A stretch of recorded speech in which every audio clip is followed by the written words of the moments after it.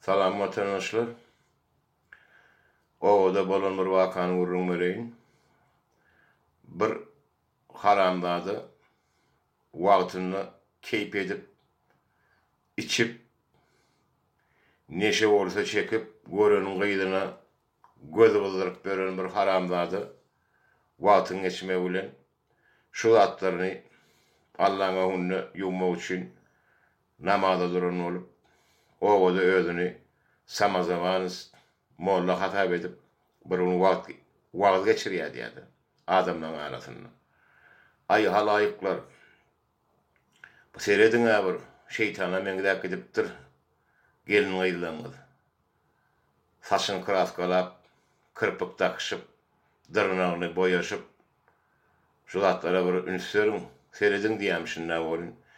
İçinde bir orta ýaşan namaz horun birim. Ay Allah berdi mollu. Sen eme ol aýna diýen gyýdyň köçelerde daraşyk giýip şeýdi baýlanyp ber. O näme sana dakylly dälmi? Sana degişlilämi diýip sora berdi boluny niýe? Ýanky haramda mollu. Ay elbetde men gyýdymy şol atlar gelişýär diýip diýe jogap berdi diýdi. O näme sen gyýdyňa gelişýärdi? Beýleki adamlaryň gelin gıydylary öz üstünde seyredip özüne timar verse gelişen ok diýip sora berdi boluny niýe? Ýanky mollan ýüzi bolup gitdi diýdi. Sag oturuň watandaşlar, sag bolun.